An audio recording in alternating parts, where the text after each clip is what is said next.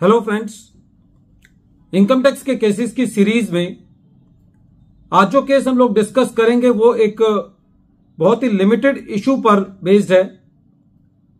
Issue ये है कि यदि असेसिंग ऑफिसर असेसी को सब्सटेंशियल एक्सपेंशन की वजह से एटीआईसी की डिडक्शन अलाउ कर देता है और असेसी को वो डिडक्शन असेसमेंट ईयर 12-13 के लिए अलाउ करता है, 13-14 के लिए और 14-15 के लिए, तो क्या कमिश्नर ऑफ इनकम टैक्स खाली असेसमेंट ईयर 13-14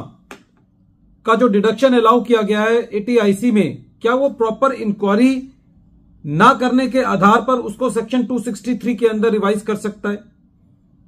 ये issue C&E limited versus principal commissioner of income tax के केस में डिसाइड हुआ। मैटर कलकत्ता हाईकोर्ट ने डिसाइड किया और इस केस का जजमेंट 2 अगस्त 2023 को आया। असेसी ने असेसमेंट ईयर 12-13 के अंदर सब्सटेंशियल एक्सपेंशन किया, जिसकी वजह से असेसी एटीआईसी के अंदर 100% डिडक्शन के लिए एलिजिबल हो गया। ड्यूरिंग द असेसमेंट प्रोसीडिंग्स जो भी इंक्वायरी असेसिंग ऑफिसर ने की, असेसी ने उसका रिप्लाई सबमिट किया और असेसिंग ऑफिसर ने असेसमेंट प्रोसीडिंग्स जो कि असेसमेंट ईयर 12-13 की थी, 13-14 की थी और 14-15 की थी, उसके अंदर असेसी को 100% डिडक्शन अलाउ किया। कमिश्नर ऑफ इनकम टैक्स ने खाली असेसमेंट ईयर 13-14 के लिए सेक्शन 263 की प्रोसीडिंग्स चालू की। दो इशू को लेकर के, पहला इशू यह था सीआईटी का कि असेसी से प्रॉपर इंक्वायरी नहीं की गई है, और सेकंड इशू ये था सीआईटी का कि असेसी ने during the assessment year 13-14 scrutiny proceedings form 10CC-B submit नहीं किया। जब 263 की प्रोसीडिंग्स चल रही थी उस वक्त भी असेसी ने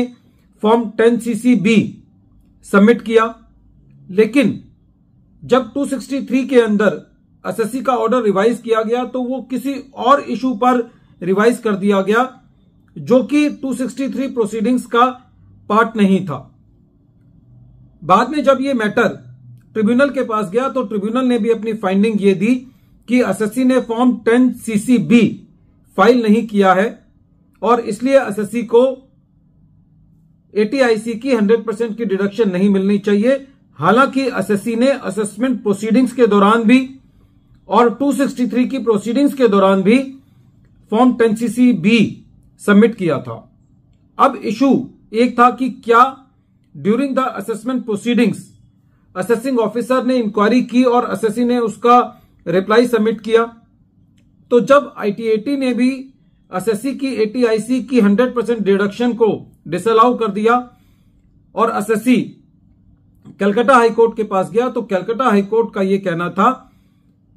पहले तो यह कि जो फॉर्म 10CC-B है वो असेसी असेसमेंट प्रोसीडिंग्स के दौरान भी सबमिट कर चुका है और रिवीजन प्रोसीडिंग्स के दौरान भी सबमिट कर चुका है। इसीलिए ट्रिब्यूनल का यह फाइंडिंग कि असेसी ने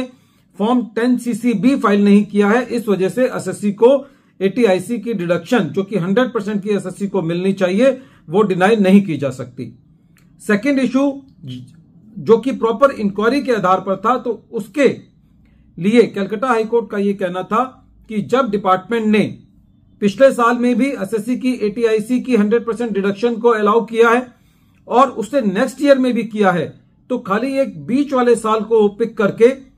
उसका रिवीजन सेक्शन 263 के अंदर करना इस आधार पर कि असेसी से प्रॉपर इंक्वायरी नहीं की गई, तो वो सही नहीं है।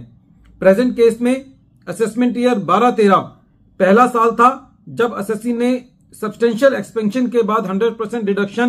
क्लेम करी, तो इसलिए असेसी के पास ये राइट था कि वो आगे आने वाले सालों में भी 100% डिडक्शन जो है वो क्लेम कर सकता था। इसीलिए एटीआईसी के प्रोविजंस के मुताबिक असेसमेंट ईयर 13-14 में भी असेसी एटीआईसी की 100% डिडक्शन के लिए एलिजिबल था और कलकत्ता हाईकोर्ट ने प्रेजेंट केस में जो सीआईटी जो ट्रिब्यूनल का ऑर्डर था उसको क्वेश किया और असेसिंग ऑफिसर का जो ऑर्डर था जिसमें असेसिंग ऑफिसर ने असेसी को एटीआईसी की असेसमेंट ईयर 13-14 की 100% डिडक्शन दी थी, उसको सस्टेन किया। फ्रेंड्स, इस केस से दो चीजें सामने निकल के आती हैं। पहला ये